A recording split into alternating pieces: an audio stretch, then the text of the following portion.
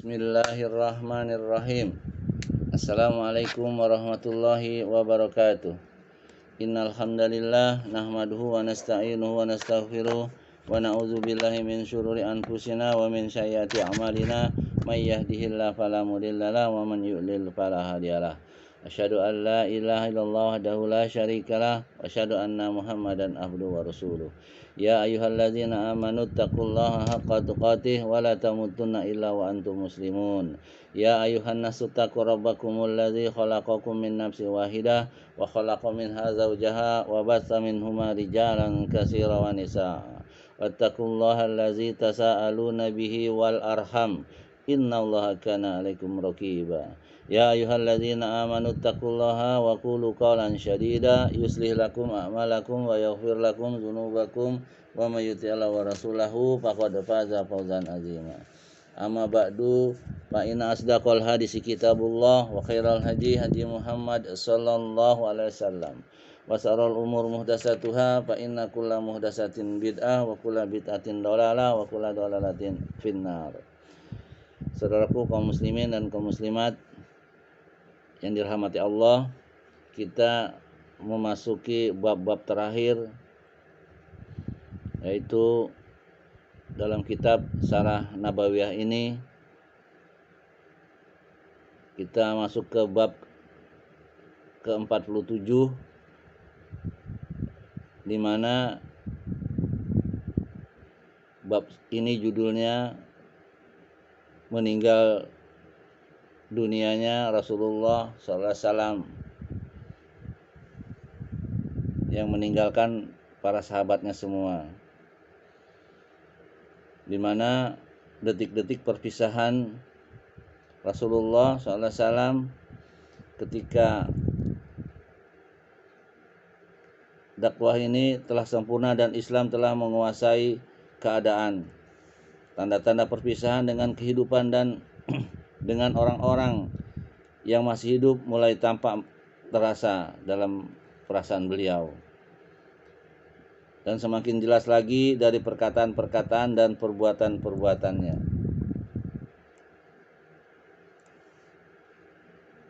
Dengan turunnya surat Al-Maidah di ayat ketiga, Al-yauma akmaltu lakum dinakum wa atmantu alaikum nikmati wa raditu lakumul Islam madina. Pada hari ini telah kusempurnakan agama untukmu dan telah aku cukupkan nikmat untukmu dan aku ridho Islam sebagai agama bagimu. Di sini turun ayat ini pada haji wada terakhir beliau, ya, karena beliau sallallahu alaihi wasallam cuma sekali haji, ya, umroh hanya 2 kali. Dan dengan turunnya ayat ini Umar menangis sedih. Dia Nabi SAW bertanya, kenapa kau berkata ya Umar, bersedih ya Umar? Aku sedih karena turunnya ayat ini berarti agama sudah sempurna, syariat sudah sempurna, dan dengan sempurnanya ayat ini tidak akan mungkin bertambah lagi, bahkan mungkin akan berkurang terus. Dan kenyataannya memang demikian. Banyak orang melakukan kebid'ahan, membikin syariat sendiri, merasa lebih pintar dari pembuat syariat itu sendiri, Rasulullah SAW. Sebelumnya juga sudah diturunkan juga surat yang pendek, ya, surat An-Nasr,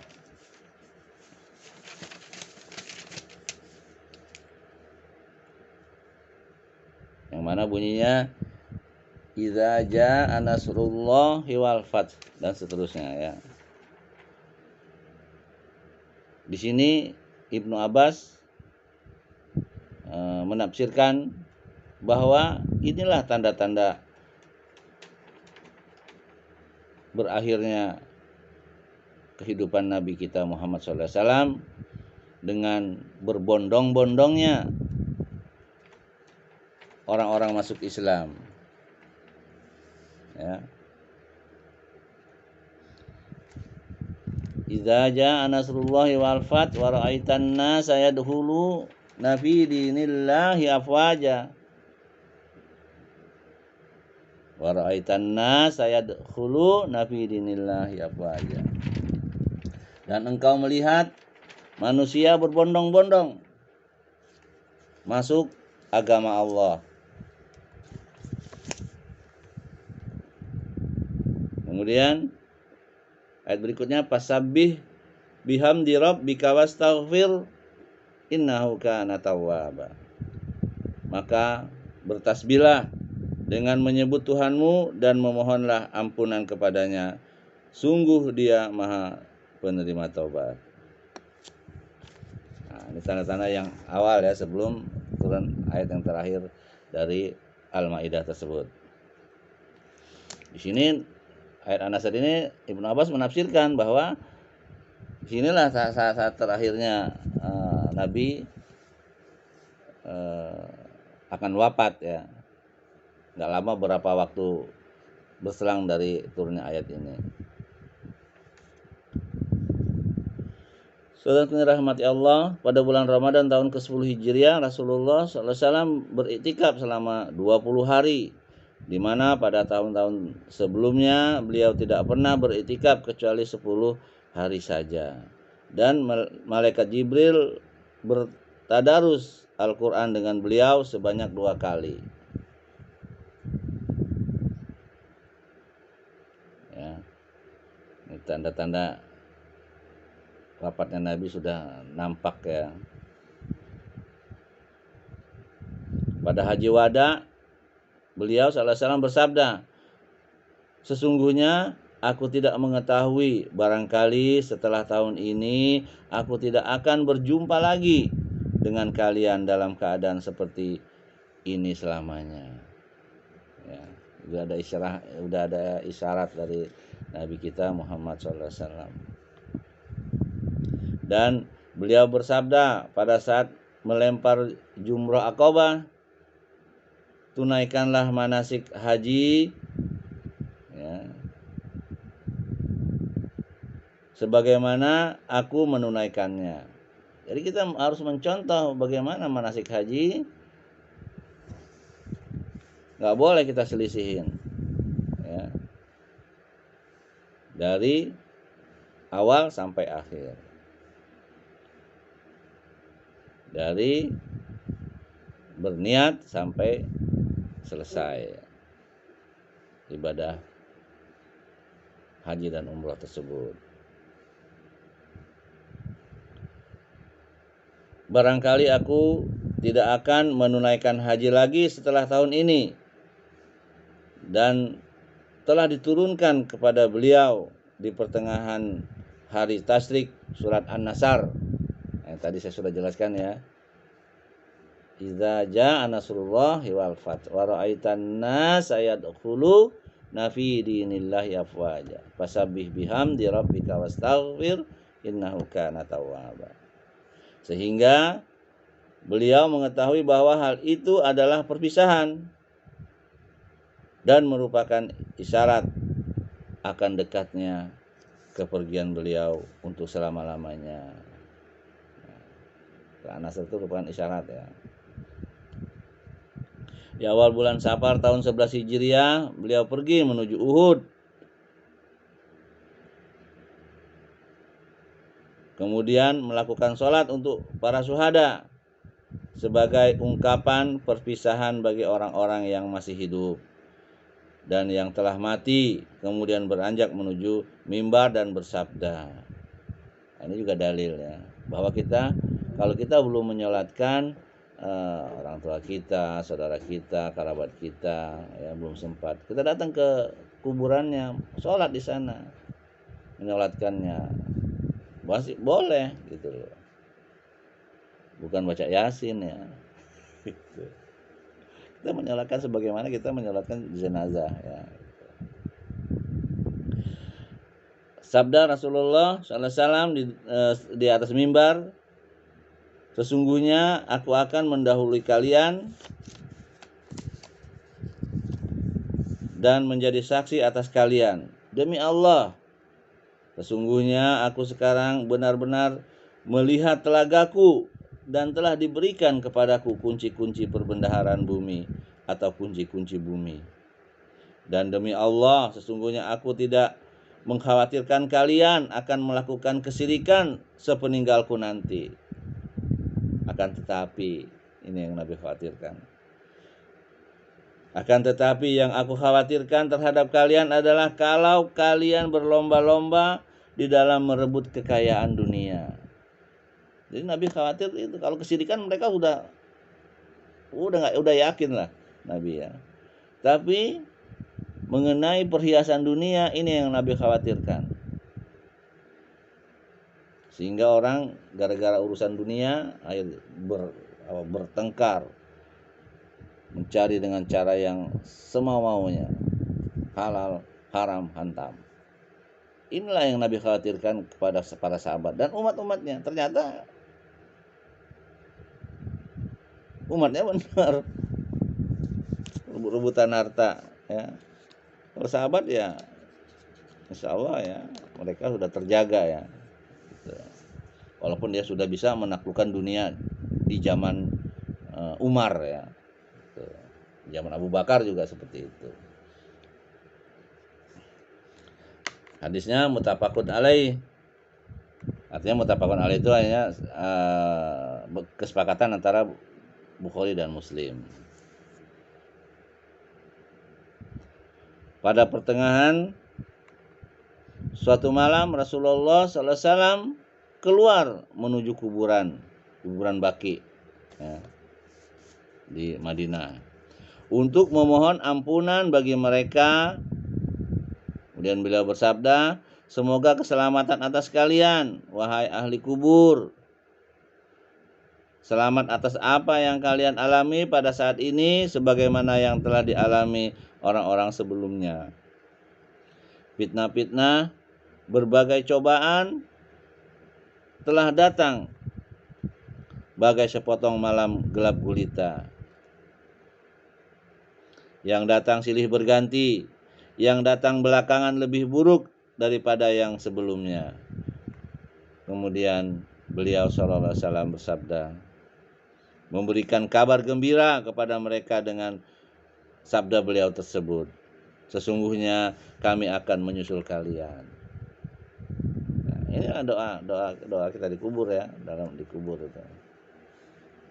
Assalamualaikum ya ahli diyar dan seterusnya ya. Bahwa kita akan menyusul juga nanti. Bukan meminta doa pada kubur ya. Orang kita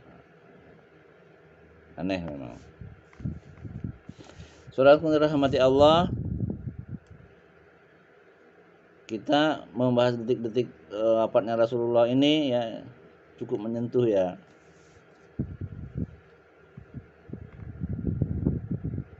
Masuk kita ke poin berikutnya, yaitu permulaan sakit beliau sallallahu alaihi wasallam. Ini disebabkan yang dia diracun oleh orang Yahudi ya, wanita Yahudi, sehingga daging itu berbicara bahwa tidak ada racunnya ya, dia nggak kena racun. Kemudian sahabatnya yang sudah ditelan ya mati ketika di situ juga. Akhirnya ditanya kepada yang meracuni itu, aku meracuni engkau karena aku ingin tahu kalau kamu nabi pasti kamu tahu bahwa itu akan adalah racun. Tapi kalau kamu bukan nabi, kamu nggak tahu, itu pasti akan membunuhmu. Ternyata Nabi tahu ya. Dia cuma mau pengen tahu aja apakah benar nih Nabi atau bukan. Yang dasar Yahudi ya, wanita Yahudi itu ya. Pada tanggal 28 atau 29 ya, bulan Safar tahun 11 Hijriah, hari Senin, Rasulullah SAW menghadiri penguburan jenazah seorang sahabat di Baqi. Ketika kembali di tengah perjalanan, beliau merasakan pusing di kepalanya dan panas mulai merambat pada sekujur tubuhnya sampai mereka para sahabat dapat merasakan pengaruh panasnya pada sorban yang beliau pakai. Ya. Jadi kalau Nabi itu kekuatannya aja 2 kali lipat ya, bahkan berlipat-lipat istilahnya. Terus panasnya juga itu 2 kali lipat juga. Jadi sampai sahabat megang terkejut ya, seolah-olah terbakar. Jadi panasnya luar biasa, beda dengan para sahabat yang panasnya seperti ya kita ini ya, luar biasa itu ya. Sungguh sedih juga ya gitu.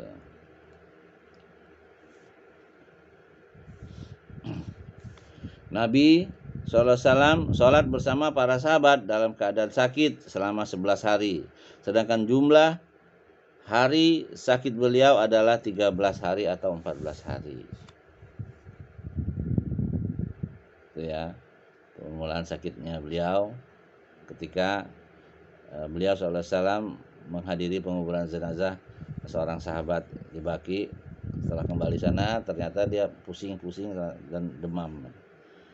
Kemudian poin berikutnya, minggu terakhir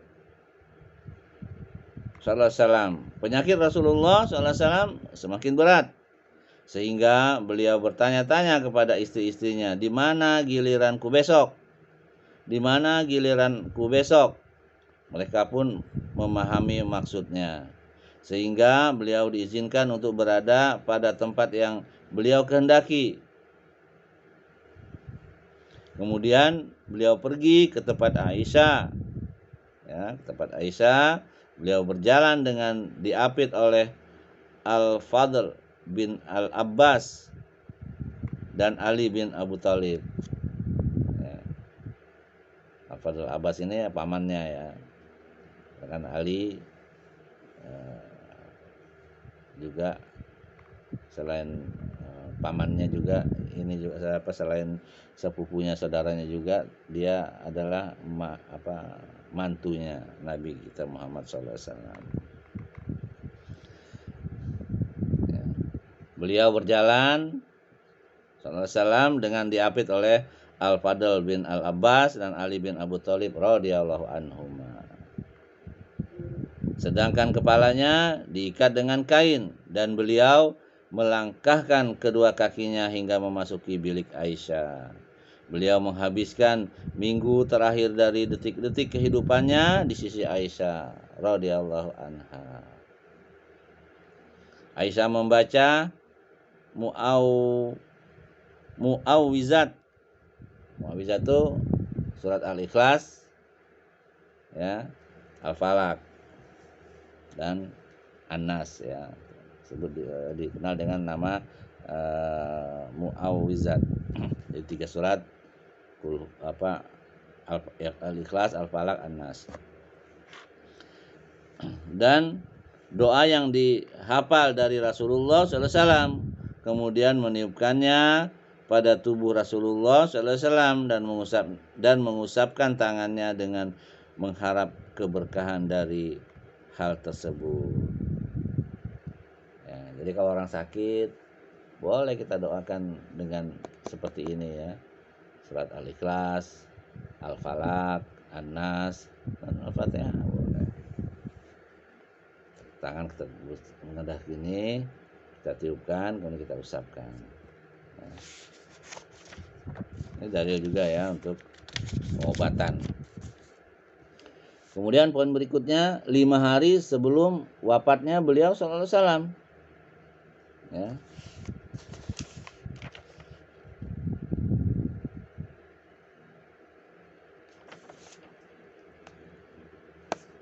Saudara rahmat Allah, hari Rabu 5 hari sebelum wafat, demam menyerang seluruh tubuhnya hingga sakit pun semakin parah dan beliau pingsan karena panas tersebut.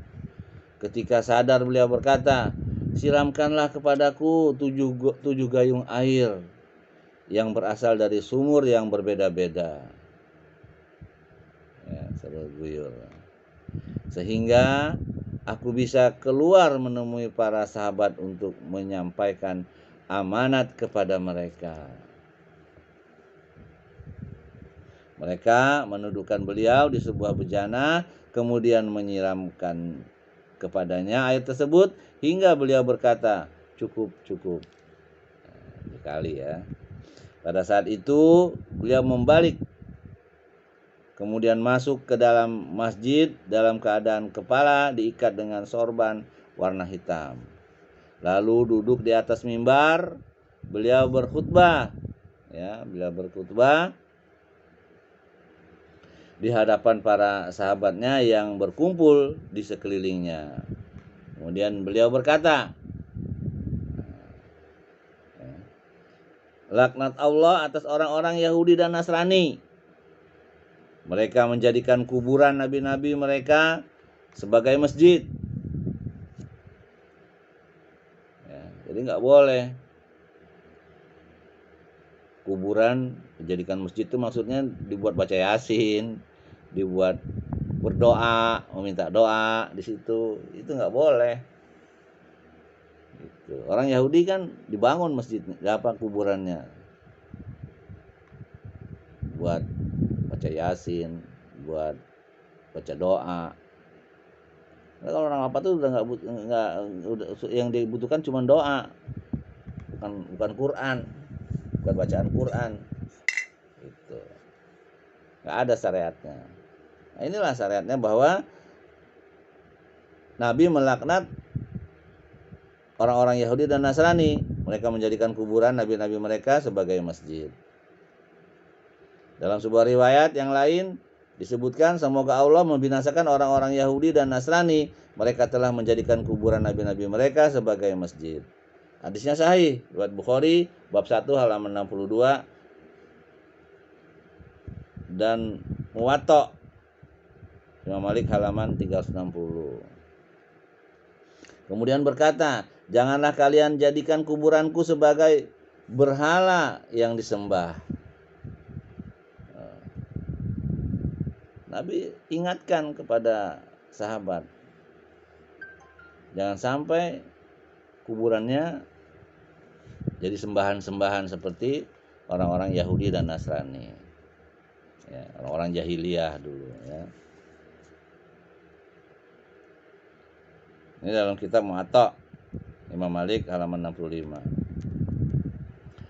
Dan pada saat itu Rasulullah Shallallahu Alaihi Wasallam menawarkan dirinya untuk dikisos, menerima balasan dengan berkata, barang siapa yang pernah aku pukul punggungnya, maka inilah punggungku, pukullah ia. Dan barang siapa yang pernah aku hina harga dirinya, maka hinalah harga diriku. Hinalah ia. Jadi Nabi nggak mau pulang membawa dosa, walaupun sebenarnya tidak sengaja ya. Itu makanya diumumkan, barang siapa yang pernah aku pukul punggungnya, ini sekarang lah, balaslah. Dalam kisah yang dalam bab-bab sebelumnya saya sudah jelaskan ya, ada seorang sahabat ketika Nabi sedang sakit itu kan, dia menunjuk, bahwa saya ya Rasulullah ingin mengkisos. Akhirnya Nabi silahkan, katanya. Kata sahabat itu, Ukasah kalau nggak salah namanya ya. Kalau nggak salah dia bilang, dulu aku kena cambuk oleh cambukmu, maka ambilkanlah cambuk. Makanya diambil cambuk, singkat cerita ya, diambil cambuk. Nah, ingin dipukul nih Nabi nih, kata sahabat, waktu aku dipukul dulu aku tidak mengenakan baju. Aku ingin juga memukulmu dengan tidak menggunakan baju. Dan aku ingin juga engkau turun dari mimbar, gitu kan. Akhirnya dia turun, tapi sahabat udah kesel banget tuh dengan sahabat yang lain itu, dengan orang yang mau memukul itu ya. Tapi begitu Nabi sahabat melarang, kata Nabi jangan, udah biarkan dia. Terus akhirnya dia buka baju. Kemudian setelah buka baju, cambuknya dibuang sama sahabat tuh. Nabi dipeluk, bukan dipukul.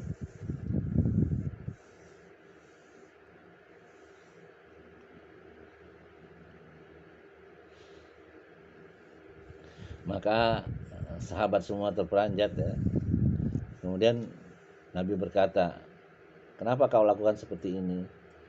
Ya Rasulullah, kau mengatakan barang siapa yang menyentuh tubuhmu, dia tidak akan disentuh oleh api neraka.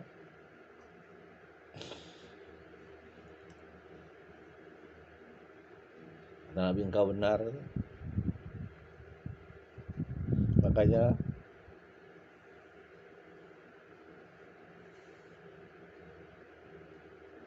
aku memelukmu tanpa menggunakan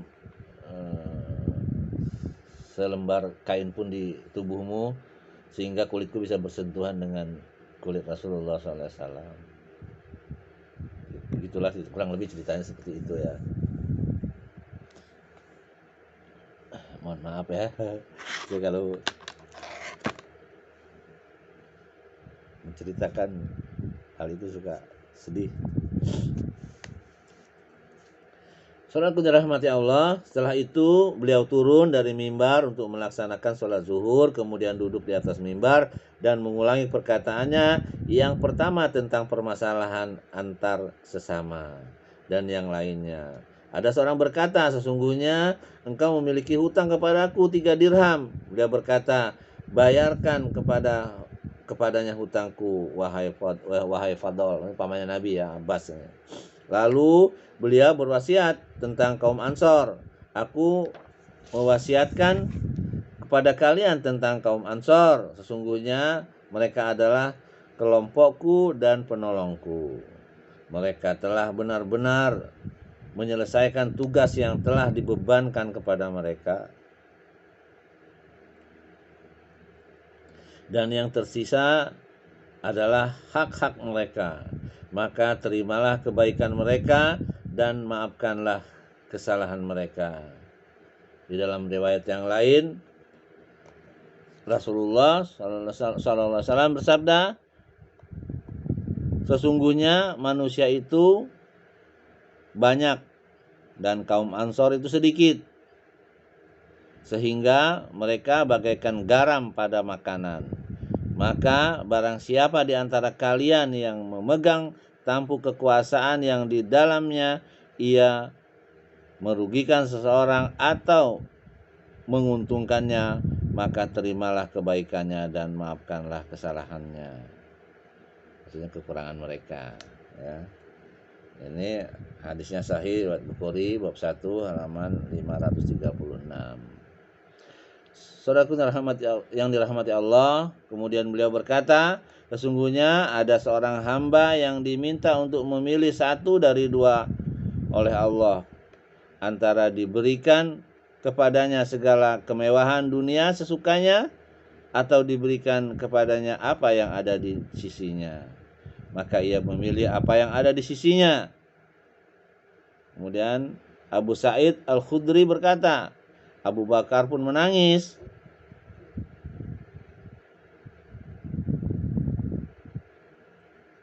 Dan berkata kepada Rasulullah SAW, Bapak dan ibuku atau bapak dan ibu kami sebagai tebusan bagimu, sehingga kami menjadi heran kepadanya. Para sahabat pun berkata, lihatlah orang tua ini, maksudnya Abu Bakar ya. Abu Bakar selain sahabat juga mertuanya Nabi ya SAW. Rasulullah Sallallahu alaihi wasallam mengabarkan tentang seorang hamba yang diberi Allah kesempatan untuk memilih antara diberikan kepadanya kemewahan dunia atau apa yang ada di sisi Allah. Malah maksudnya Abu Bakar mengatakan, bapak dan ibu kami sebagai tebusan bagimu.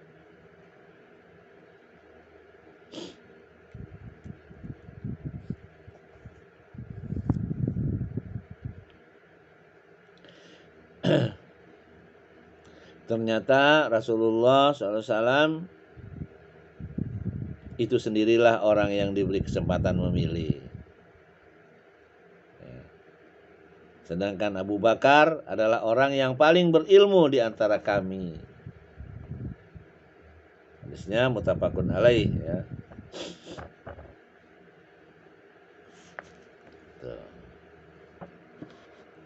Jadi Nabi ditawarkan ya oleh Allah Jalla Jalaluhu, mau istana apa, mau kekayaan dunia, semuanya silahkan ambil, atau yang ada di sisi Allah. Dia milih yang ada di sisi Allah.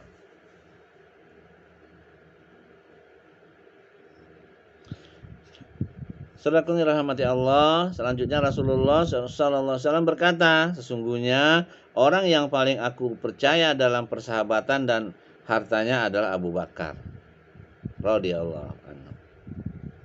Seandainya aku menjadikan seorang sebagai kekasihku, khalilku maksudnya, maka ya,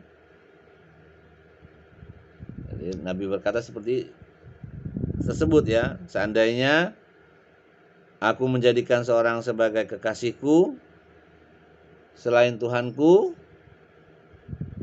kasih Nabi ya Allah ya, niscaya aku akan menjadikan Abu Bakar sebagai kekasihku, khalilku. Hanya saja yang ada adalah persaudaraan Islam dan kasih sayang karena Islam. Tidak satu pun dari pintu masjid yang tidak ditutup kecuali pintu baki Abu Bakar ya, bagi Abu Bakar. Jadi saya ulangin ya, tidak satu pun dari pintu masjid yang tidak ditutup kecuali pintu bagi Abu Bakar.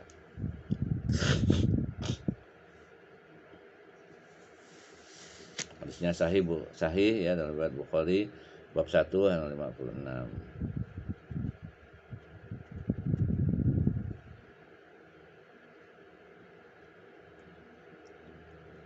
Hadis ini memberikan isyarat bahwa Abu Bakar As-Siddiq adalah orang yang paling berhak menjadi khalifah sepeninggal Nabi SAW. Terutama beliau mengucapkan di akhir hayat beliau SAW pada saat beliau memerintahkan agar tidak ada yang bertindak sebagai imam sholat kecuali Abu Bakar As-Siddiq. Ini perkataannya juga merupakan isyarat ya, bahwa sepeninggal Nabi Muhammad SAW maka penggantinya adalah Abu Bakar. Nanti juga seperti itu, Abu Bakar juga memberikan syarat ya, pada saat dia meninggal itu jatuh kepada Umar dan seterusnya. Saudara yang dirahmati Allah, poin berikutnya, 4 hari sebelum wafatnya beliau SAW, pada hari Kamis 4 hari sebelum Rasulullah SAW wafat, beliau berkata pada saat sakitnya sangat parah, Kemarilah kalian. Aku tuliskan untuk kalian sebuah pesan yang kalian tidak akan tersesat setelahnya. Pada saat itu ada beberapa sesepuh sahabat di rumah beliau SAW. Di antaranya adalah Umar. Umar berkata, sesungguhnya rasa sakit telah mempengaruhi kesadaran Rasulullah SAW. Kalian telah memiliki Al-Quran, maka cukuplah Al-Quran bagi kalian. Maka jadilah perselisihan dan pertengkaran di dalam rumah beliau SAW. Di antara mereka ada yang berkata, mendekatlah kalian agar Rasulullah SAW menuliskan pesannya untuk kalian. Dan di antara mereka ada yang berkata seperti perkataan Umar. Ketika mereka semakin gaduh dan semakin ramai berselisih, Rasulullah SAW berkata, pergilah kalian dariku. Karena berisik ya, belum sempat memberikan pesan ya, malah disangka, bukan itu dulu ya, disangka karena sakitnya yang sangat parah sehingga dia jadi ngigo katanya gitu. Padahal tidak. Hadisnya muttafaqun alaih dalam kitab Misakul Masobih jilid kedua halaman 548 dan Sahih Al-Bukhari bab 1 halaman 22 dan 429 dan 449, bab 2 halaman 638. Ya. Ini Nabi berwasiat ya. Ini bukan dalil juga ya kalau kita ada mau wafat ya boleh berwasiat. Kita mau pergi haji kan bisa saja itu kita nggak pulang lagi ya, boleh berwasiat. Saudara rahmat Allah, pada hari itu Rasulullah SAW mewasiatkan 3 perkara. Wasiat Rasulullah ya. Yaitu berwasiat untuk mengeluarkan orang-orang Yahudi, Nasrani dan orang-orang musyrik dari Jazirah Arab. Jadi nggak ada lagi tuh Yahudi, Nasrani, orang-orang musyrik ada di Jazirah Arab itu, ya, terutama Madinah dan Mekah. Dan berwasiat untuk memberikan penghargaan kepada para utusan delegasi sebagaimana yang telah beliau berikan kepada mereka sebelumnya. Sedangkan wasiat yang ketiga, periwayat hadis ini lupa. Barangkali wasiat tersebut adalah wasiat untuk berpegang teguh kepada Al-Quran dan As-Sunnah, atau pengiriman tentara Usamah, atau wasiatnya dalam sabda beliau, janganlah sholat, jagalah sholat dan budak-budak kalian. Tapi ini dugaan ya, wasiat yang ketiga. Walaupun saudara rahmati Allah, penyakit yang diderita Nabi SAW sangat parah, akan tetapi beliau masih sempat menunaikan semua sholatnya bersama jemaah para sahabatnya hingga hari itu, yakni pada hari Kamis, 4 hari sebelum wafat. Dan pada hari itu Rasulullah SAW telah menunaikan sholat maghrib bersama mereka. Pada saat itu beliau membaca wal mursalat, ya, wal mursalati urfa. Ini hadisnya diriwayatkan oleh Al-Bukhari dari Ummu Fadl, bab marodun Nabi.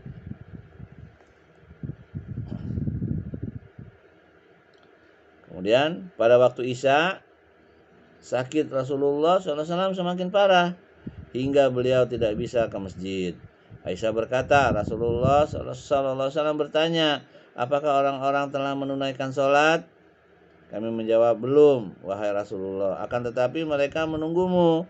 Beliau berkata, siapkanlah untukku air di bejana, untuk wudhu maksudnya ya. Kami pun melaksanakannya. Kemudian Rasulullah SAW mandi. Ketika hendak bangkit, beliau pingsan. Dan tak lama kemudian beliau sadar dan bertanya, apakah orang-orang telah menunaikan sholat?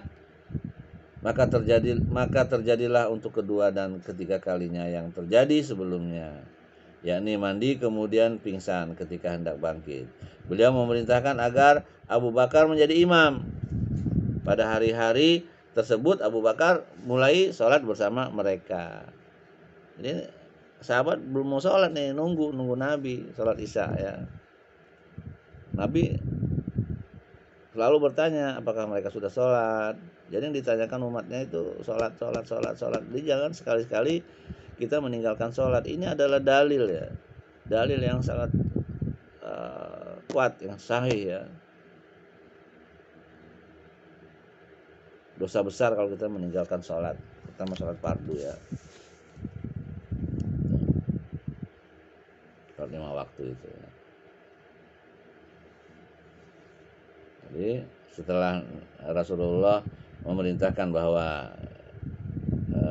Abu Bakar diperintahkan untuk menjadi imam sholat oleh Nabi kita Muhammad SAW, maka setelah beliau wafat, pemimpinnya adalah Abu Bakar As-Siddiq.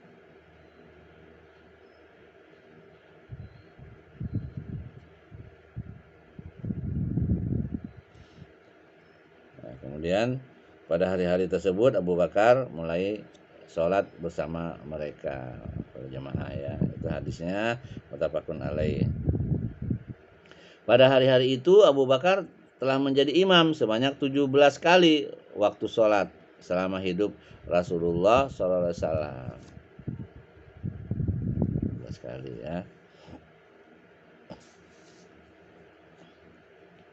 Yaitu sholat isya pada hari Kamis, sholat subuh, dan pada hari Senin, dan 15 waktu sholat yang lainnya di antara hari-hari tersebut.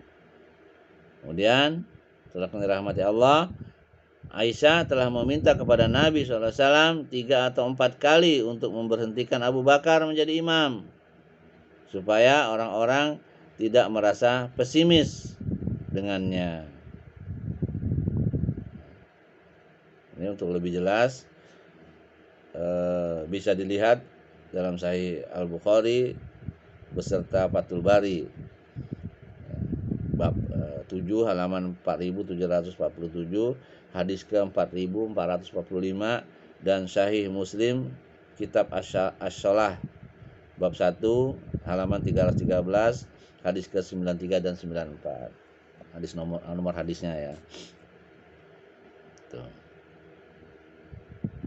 Aisyah minta Nabi untuk mencegah Abu Bakar untuk memimpin sholat, ya, supaya para sahabat tetap semangat, ya, tidak pesimis. Akan tetapi beliau menolaknya dan berkata, sesungguhnya kalian seperti wanita-wanita yang merayu Yusuf. Nabi menuduh seperti itu, ya. Suruhlah Abu Bakar untuk tetap sholat bersama orang-orang sebagai imam. Ya, Sahih Bukhari bab 1 halaman 99. Ya. Aisyah padahal istrinya sendiri minta agar ayahnya Abu Bakar jangan disuruh sholat biar para sahabat tetap semangat, gitu. Tapi Nabi malah menolaknya. Kemudian poin berikutnya, 2 atau sehari sebelum wafat, pada hari Sabtu atau hari Ahad, Nabi SAW merasakan penyakitnya pada dirinya berkurang. Beliau keluar dengan dipapah 2 orang untuk menunaikan sholat zuhur, sedangkan Abu Bakar tengah melakukan sholat bersama para sahabat sebagai imam. Ketika Abu Bakar melihatnya, ia bergerak mundur. Kemudian Rasulullah SAW memberi isyarat dengan kepalanya agar dia tidak mundur. Beliau berkata, duduklah. Saya di samping Abu Bakar. Kemudian mereka berdua mendudukkan Rasulullah SAW di sebelah kiri, hingga Abu Bakar mengikuti sholat Rasulullah SAW dan memperdengarkan takbir Rasulullah SAW kepada para jemaahnya. Jadi ini juga merupakan dalil, ya. Imam itu adanya di sebelah kiri makmum, gitu. Ya. Seperti dalam riwayat yang lain, ketika Abbas masih kecil, ya, sholat di sebelah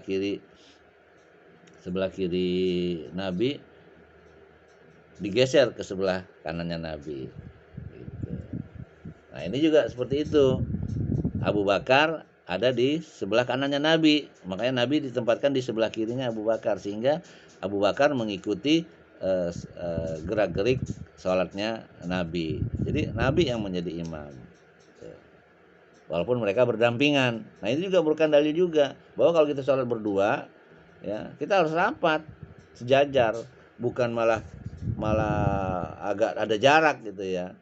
Kadang-kadang itu ada orang ada jaraknya yang seperti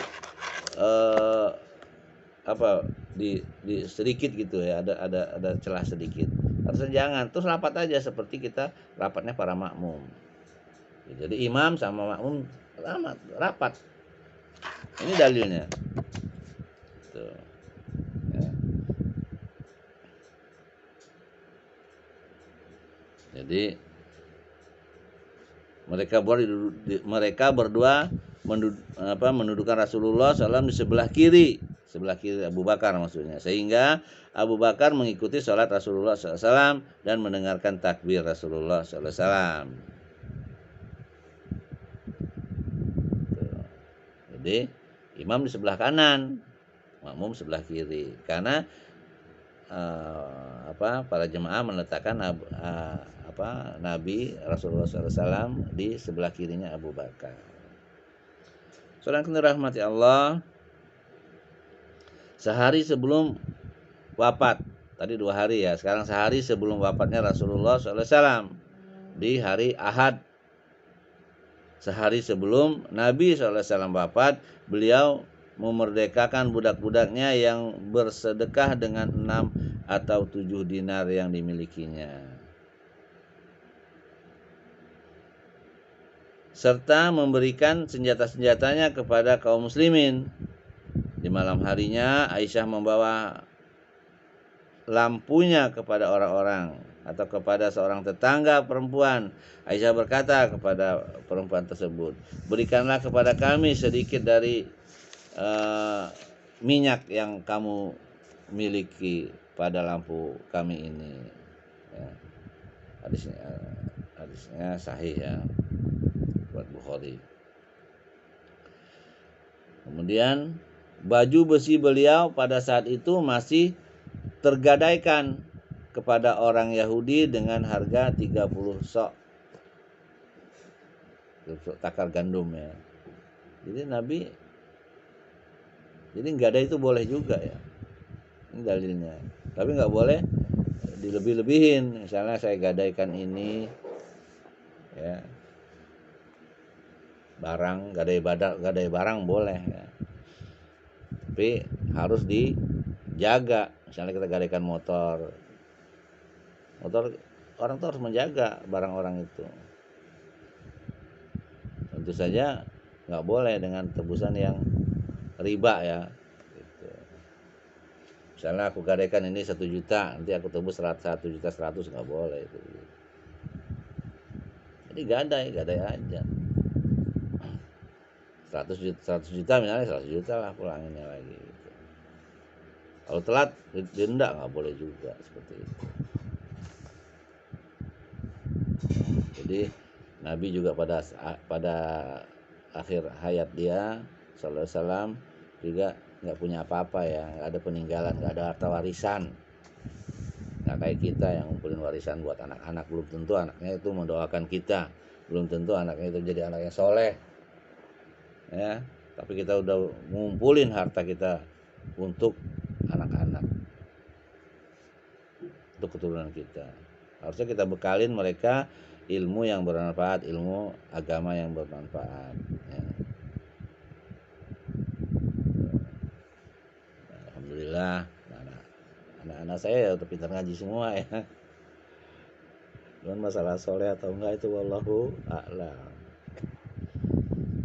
Mudah-mudahan kita berdoa kepada Allah agar anak-anak kita semua menjadi anak-anak yang soleh, dapat pasangan yang soleh-soleh dan soleha, yang sayang kepada pasangannya, sayang kepada orang tuanya, dan dermawan ya, nggak pelit ya, senang bersedekah, senang memberi. Kita berdoa seperti itu ya, karena anak-anak kita dan pasangan mereka kelak ya.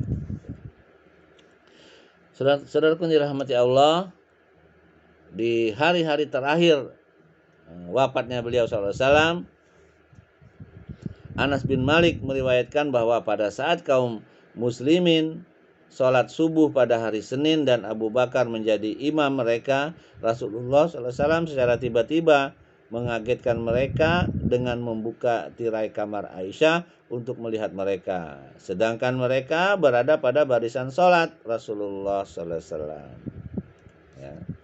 Kemudian Rasulullah SAW tersenyum, tertawa.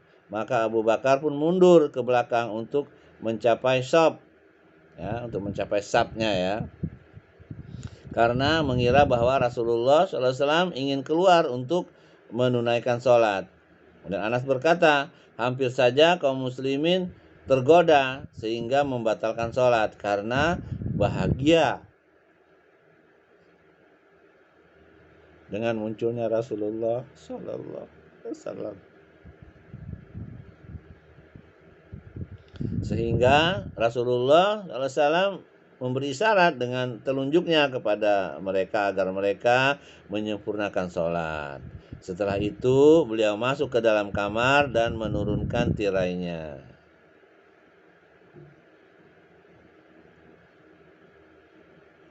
Kemudian Rasulullah SAW tidak mendapati lagi waktu sholat yang berikutnya. Ya udah bilang wafat. Ketika beranjak waktu duha, Nabi SAW memanggil Fatimah, kemudian membisikkan sesuatu kepadanya, dan ia pun menangis. Fatimah menangis.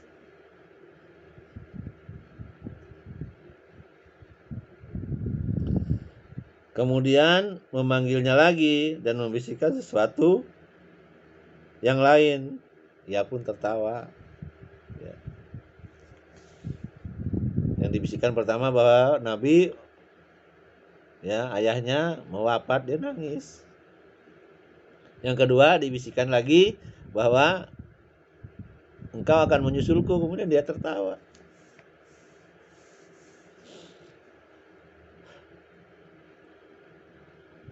Astagfirullah.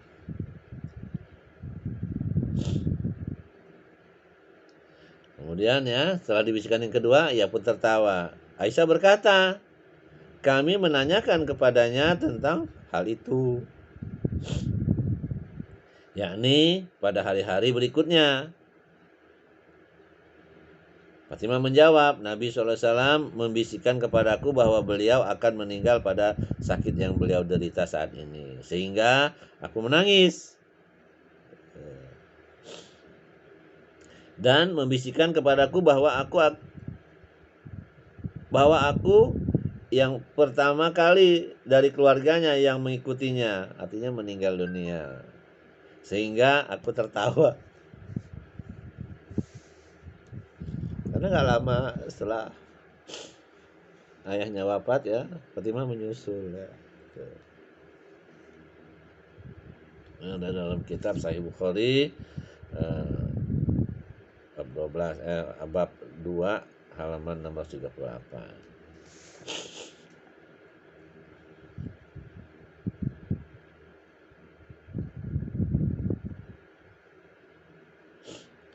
Saudara yang dirahmati Allah, Nabi SAW memberikan kabar gembira kepada Fatimah bahwa ia adalah penghulu para wanita di dunia. Nabi ya. Hadisnya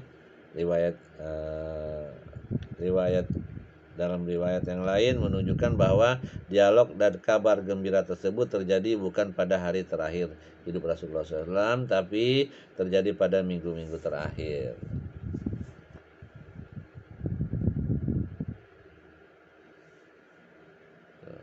Riwayat yang lain ya.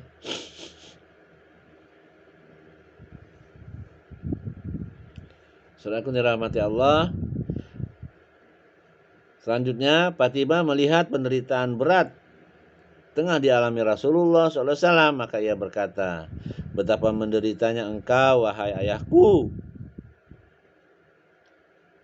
Nabi Allah SAW berkata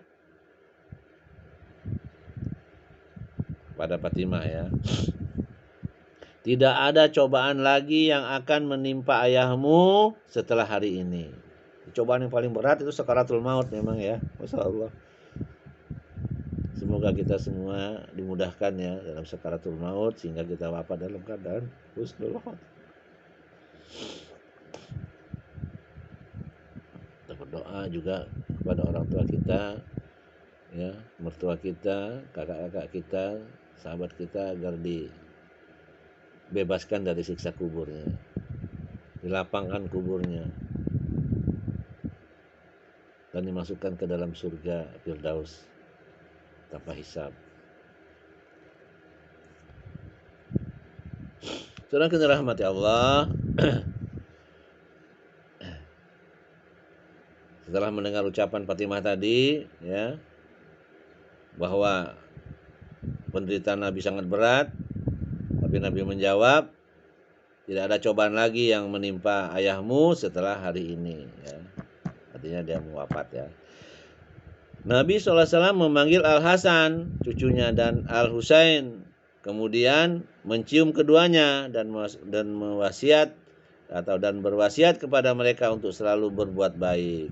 Selanjutnya beliau memanggil istri-istrinya, kemudian menasihati mereka dan mengingatkan mereka. Penyakit Rasulullah SAW semakin parah dan bertambah berat, dan muncul pada tubuhnya pengaruh racun yang pernah dimakannya pada saat perang Khaybar. Dan beliau berkata, "Wahai Aisyah, aku masih merasakan sakit akibat racun makanan yang aku makan pada saat perang Khaybar, sehingga pada saat ini aku merasakan urat nadiku terputus karena racun tersebut." Ya. Nabi pada perang Khaybar diracun oleh perempuan Yahudi, ya. Yang tadi saya bilang dia ingin ditanya, kenapa kamu racun dia? Saya ingin mengetes apakah kalau dia nabi, dia akan tahu bahwa dia tidak akan kena racun. Tapi kalau dia bukan nabi, dia akan mati kena racun ini. Ya. Ternyata Nabi tahu, karena begitu dimakan, daging itu berbicara bahwa ini ada racun, maka dia muntahkan, belum sempat masuk ke dalam perutnya. Tapi tetap racun itu sudah merasuk ke dalam tubuhnya, dan sekarang pada saat wafat inilah terasa. Sedangkan sahabat makan sampai dalam perutnya, akhirnya wafat pada saat itu juga, ya. Ditanya seperti itu, tapi akhirnya dilepaskan, ya, karena dia, ya, wallahu alam, ya, saya lupa itu.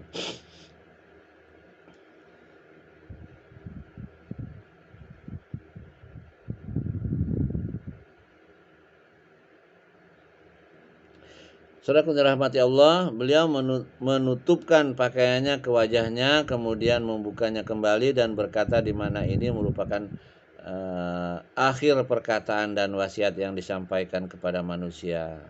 Laknat Allah atas orang-orang Yahudi dan Nasrani. Mereka menjadikan kuburan nabi-nabi mereka sebagai masjid. Beliau mengingatkan akan saatnya perbuatan mereka. Mereka mengingatkan akan sesatnya perbuatan mereka. Tidak boleh ada dua agama di bumi Arab ini. Kemudian beliau berwasiat kepada manusia seraya berkata, jagalah sholat, dan budak-budak kalian, jangan sekali-kali kalian abaikan. Beliau mengulang-ulanginya hingga beberapa kali.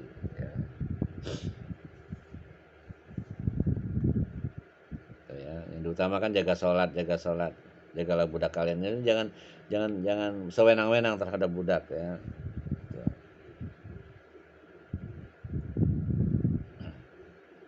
Juga dijelaskan bahwa di Jazirah Arab tidak ada dua agama.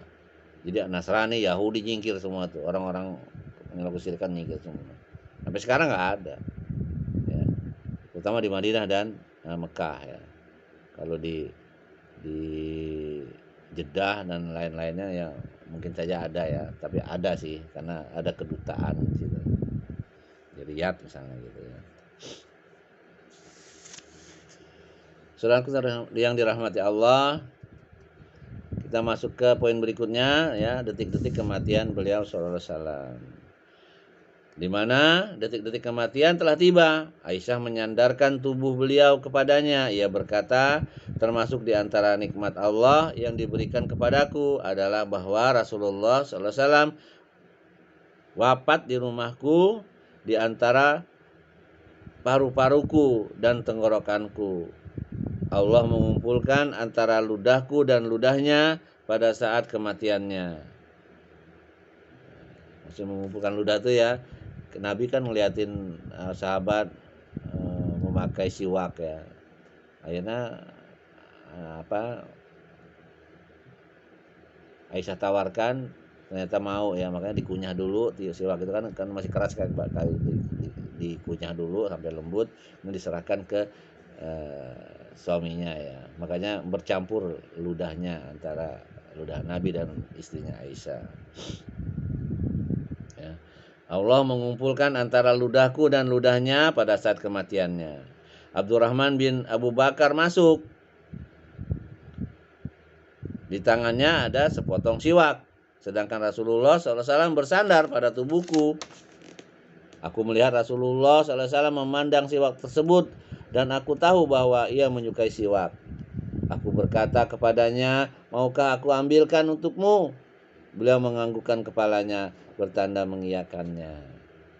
Ya, diambil, kemudian dikunyah, dilembutkan dulu maksudnya ya, ujung-ujungnya, kemudian diserahkan kepada Nabi. Maka disitulah katanya ludahku bercampur dengan ludah Nabi pada saat-saat detik-detik terakhir. Ya. Jadi siwak itu juga sunnah Nabi SAW. Gitu. Ya, paling tidak ya kita menggunakan siwak itu dalam seumur hidup kita sekali lah paling nggak gitu.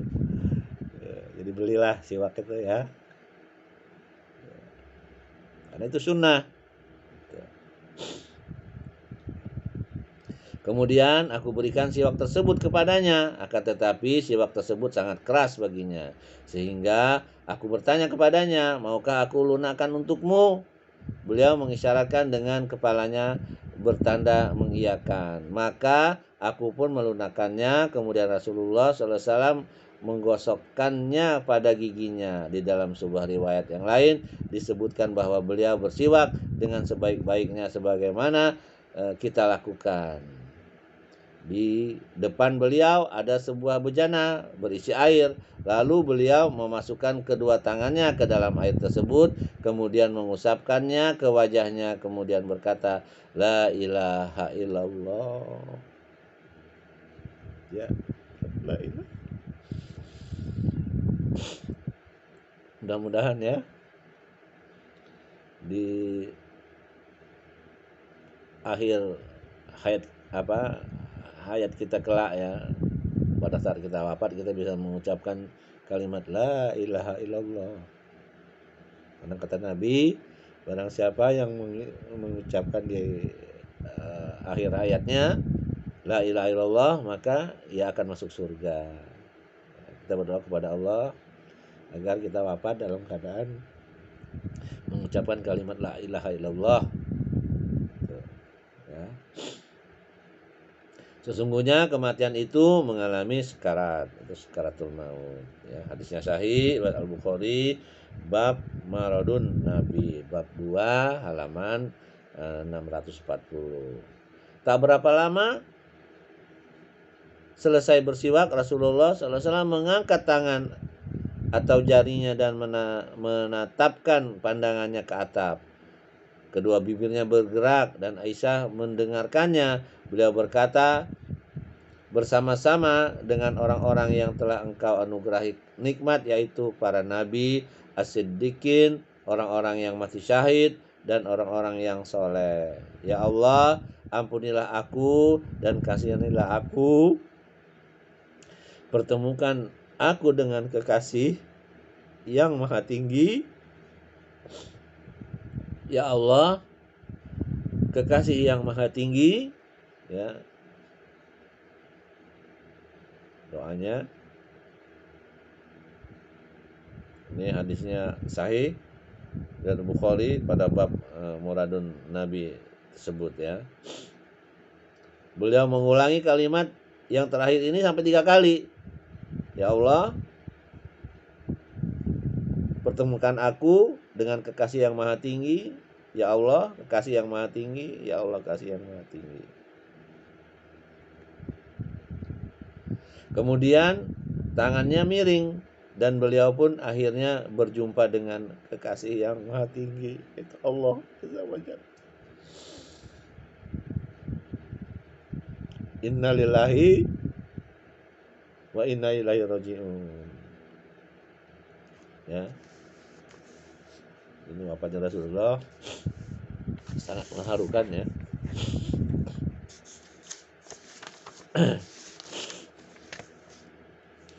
Saudara yang dirahmati Allah, ya, saya mohon maaf ya, ikut hajut. Kita masuk poin berikutnya, yaitu puncaknya kesedihan para sahabat ditinggalkan oleh Rasulullah SAW. Di sini juga masih ada yang nggak percaya seperti Umar ya. Barang siapa yang mengatakan Nabi sudah wafat maka aku penggal, kusilang, kusalib katanya, dari tangan kanan ke kaki kiri. Gitu ya. Masih nggak nerima. Itu seorang sahabat yang luar biasa ya. Tapi masih istilahnya karena masih cintanya, taraf cintanya kepada Nabi kita sallallahu alaihi wasallam. Ya. Kalau kita sekarang tidak bisa mencintai Nabi ya. Mencintai Nabi dengan menjalankan sunnah-sunnah beliau.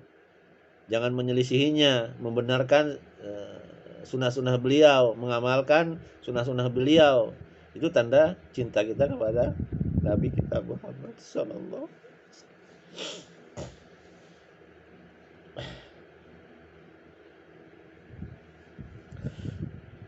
Saudara yang dirahmati Allah, tersebarlah berita yang menyedihkan itu, langit dan penjuru kota Madinah pun menjadi kelabu. Anas berkata, aku tidak mendapatkan hari yang lebih indah dan lebih bercahaya daripada hari dikala Rasulullah SAW memasuki kota Madinah. Dan aku tidak pernah menemukan hari yang lebih buruk dan lebih gelap daripada hari ketika Rasulullah SAW wafat. Ya, diriwayatkan oleh Ad-Darimi dalam Masikul Masyabih bab 2 halaman 547. Jadi pada saat masuk Madinah terang benderang, cerah ya menurut Anas ya. Begitu Nabi wafat gelap gulita. Artinya ya tidak turun wahyu lagi ya. Itu. Saudara yang dirahmati Allah, ketika Rasulullah SAW wafat, Fatimah berkata, wahai ayahku yang telah menjawab panggilan Tuhannya, wahai ayahku yang surga Firdaus menjadi tempat tinggalnya, wahai ayahku,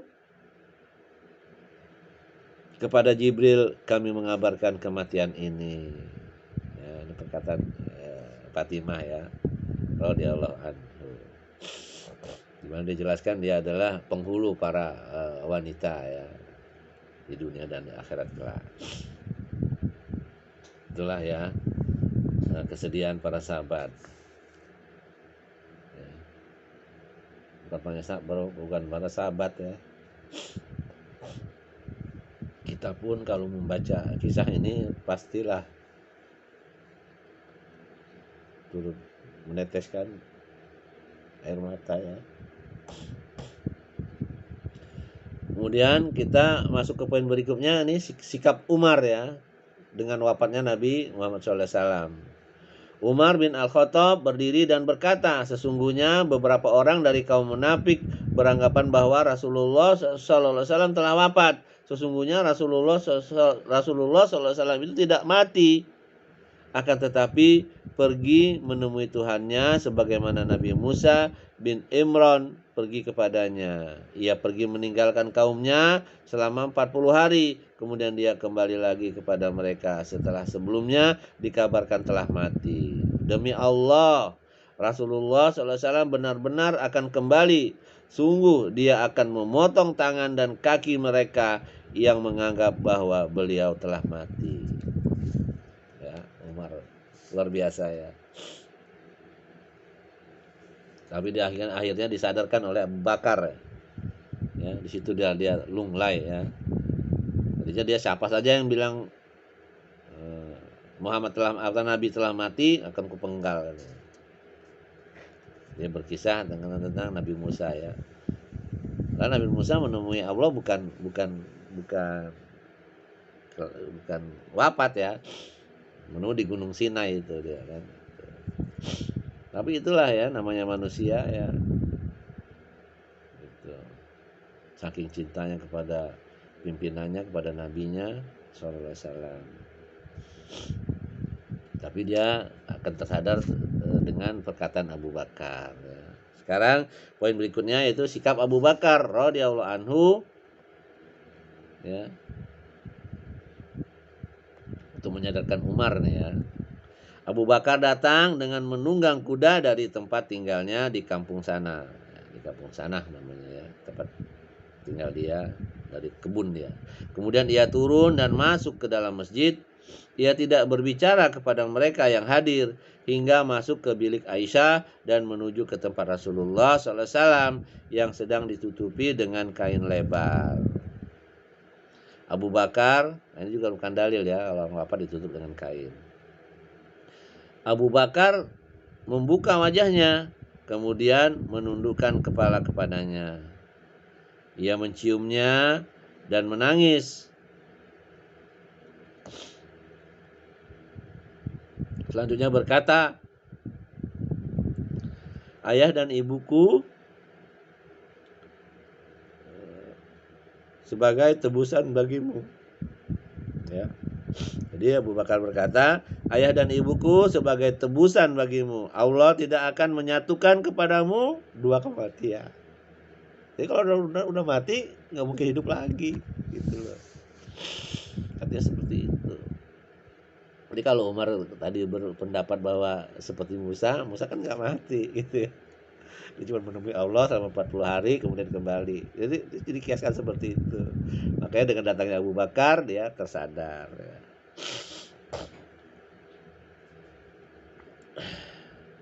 Dijelaskan bahwa ayah dan ibuku sebagai tebusan bagimu. Allah tidak akan dia mengatakan ayah dan ibuku sebagai tebusan bagimu. Allah tidak akan menyatukan padamu dua kematian. Adapun kematian yang telah ditetapkan oleh Allah atasmu telah engkau alami. Kemudian Abu Bakar keluar, sedangkan Umar tengah berbicara dengan orang-orang yang hadir di masjid. Abu Bakar berkata, duduklah wahai Umar. Umar gak mau duduk. Akan tetapi Umar tidak mau duduk. Kemudian Abu Bakar membaca kalimat syahadat. Sehingga orang-orang datang mengerumuninya dan meninggalkan Umar. Ya. Jadi orang kumpul, Umar percaya Umar ya, Abu Bakar bersyahadat. Orang-orang meninggalkan Umar menemui Abu Bakar. Kemudian Abu Bakar berkata, amma ba'du. Artinya selanjutnya, barang siapa di antara kalian yang menyembah Muhammad sallallahu alaihi wasallam, maka sesungguhnya beliau telah mati. Dan barang siapa di antara kalian yang menyembah Allah, sesungguhnya Allah itu maha hidup dan tidak akan mati. Nah, Umar sebenarnya tahu ayat ini, cuma dia lupa gitu. Lupa. Karena saking terobsesinya dia ya dengan pemimpinnya Muhammad SAW ya. Dalam surah Ali Imran ayat 144, A'udzubillahi minasyaitonirrajim. Wa ma Muhammadun illa rasulun qad khalat min qablihi rusul apa imma ta'au kutilan qalabtum ala aqabikum wa may yanqalib ala akibaihi falan yadurrallahu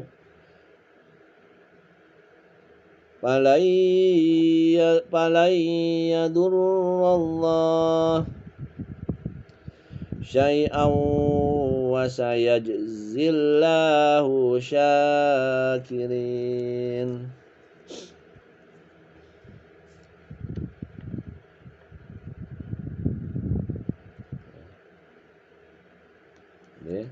Wa ma Muhammadun ya, wa ma Muhammadun illa rasulul. Muhammad itu tidak lain hanyalah seorang rasul. Qad khalat min qablihi rusul. Sungguh telah berlalu sebelumnya beberapa orang rasul. Apa imma ta'au kutilan kolabtum ala aqabikum. Apakah jika ia wafat atau dibunuh, kamu berbalik ke belakang, artinya murtad ya. Wa may yanqalib ala akibaihi fala yadurrullah.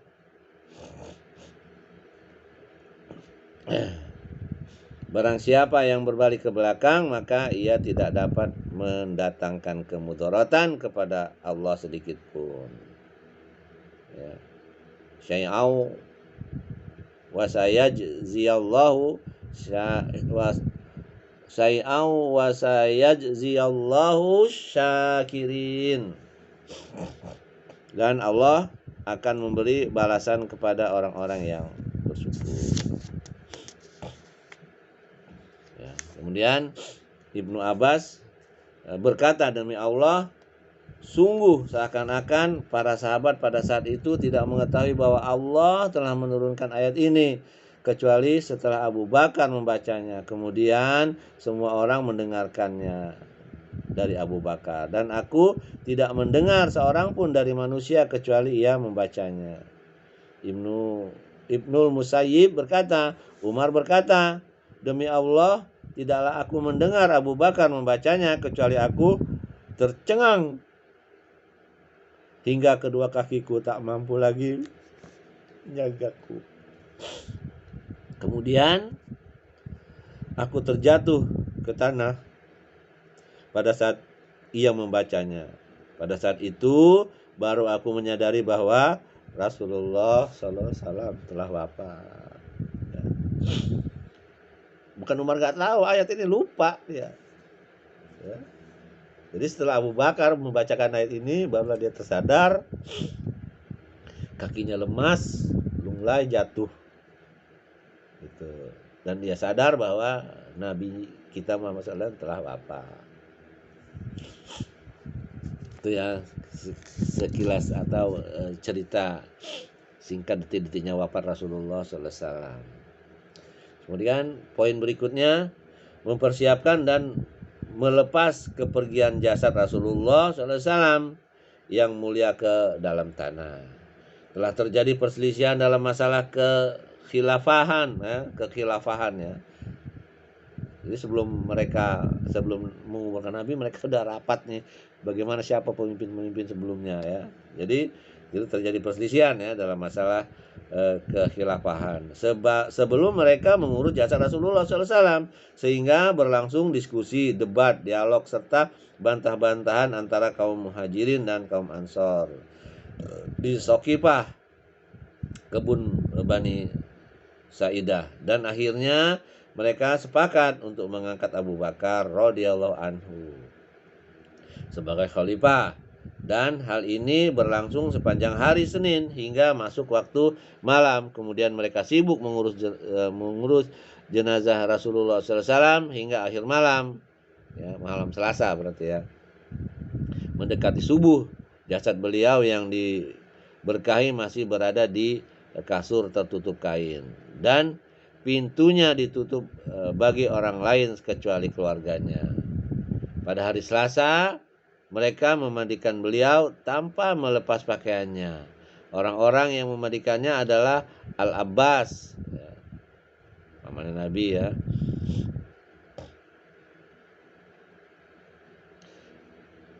Al-Abbas, Ali, Al-Fadl bin Al-Abbas, Kusam bin Al-Abbas, Sakron, budak Rasulullah SAW, Usamah bin Zaid, dan Aus bin Khawli, Al-Abbas, Al-Fadl, dan Qasum yang membalik jasad beliau. Sedangkan Usamah dan Sakron yang menyiramkan airnya. Sedang Ali radhiyallahu anhu yang membasuhnya, dan Aus yang menyandarkannya ke dadanya. Salah ya.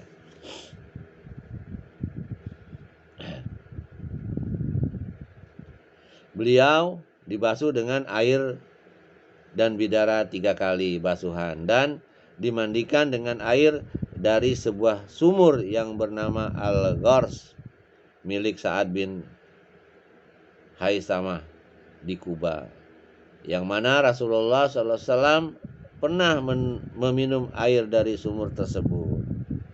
Ya, itu lebih jelas ya, bisa dilihat di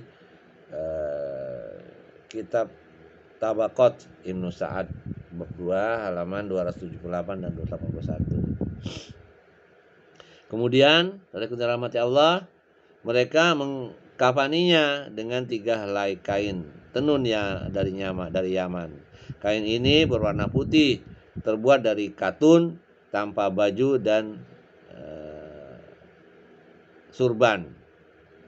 Hadisnya muttafaqun alaih. Ya. Mereka mengenakan pakaian tersebut padanya satu persatu secara berlapis. Mereka berselisih tentang tempat pemakamannya. Abu Bakar berkata, sesungguhnya aku telah mendengar Rasulullah SAW bersabda, tidaklah seorang nabi wafat kecuali dikubur di tempat ia wafat. Maka Abu Thalha mengangkat kasur yang dipakai Rasulullah SAW pada saat meninggal. Kemudian ia menggali tanah yang di bawahnya dan membentuk liang lahat. Jadi ini juga merupakan syariat juga ya. Jadi dikapanin dengan 3 lapis kain, ya, kain kapan, ya. 3 lapis bukan 1. Orang-orang memasuki kamar secara bergantian 10-10. Mereka mensolatkan Rasulullah SAW secara sendiri-sendiri tanpa ada seorang pun yang mengimami mereka. Pertama kali yang mensolatkan adalah keluarganya, kemudian orang-orang muhajirin, setelah itu orang-orang ansor. Para wanita mensolatkannya setelah kaum pria. Setelah itu anak-anak kecil atau anak-anak kecil dahulu, kemudian para wanita. Hal itu berlangsung pada hari Selasa dan terus berlalu hingga tiba malam Rabu. Kemudian Aisyah berkata, kami tidak mengetahui berlangsungnya pemakaman Rasulullah SAW kecuali setelah kami mendengar suara cangkul di tengah malam. Di dalam sebuah riwayat disebutkan pada akhir malam Rabu. Ya, ini dalam kitab Musnad Ahmad bab 6 halaman 62 dan halaman 274. Ya, untuk lebih jelasnya pertemuannya dengan yang maha tinggi. Saya dalam kitab Sahih Al-Bukhari bab Muradun Nabi SAW dan beberapa bab setelahnya. Begitu juga Fathul Bari, Sahih Muslim dan Maskatul Masabih bab wafatun Nabi SAW, ya, dan yang lainnya. Ya, itu saja ya yang bisa saya sampaikan ya, tentang detik-detik wafatnya Rasulullah SAW. Dan dengan wafatnya Rasulullah SAW berakhir juga kajian sirah nabawiyah ini, yang mudah-mudahan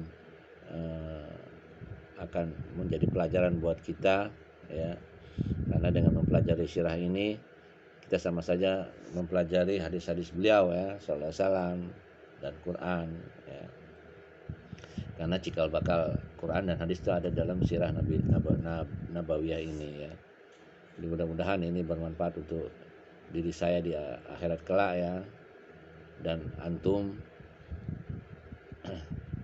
sehingga ini menjadi amal kebaikan buat kita semua. Saya berharap kepada Allah diwafatkan dalam keadaan husnul khotimah dan mengucapkan kalimat la ilaha illallah. Sekali lagi, apa yang benar itu datang dari Allah, apa yang salah itu datang dari diri saya karena kebodohan dan minim ilmu saya. Saya mohon ampun kepada Allah dan saya mohon maaf kepada antum. Sekali lagi, mudah-mudahan ini bermanfaat. Subhanakallah wa bihamdik, asyhadu an la ilaha illa anta, astaghfiruka wa atubu ilaik. Wassalamualaikum warahmatullahi wabarakatuh.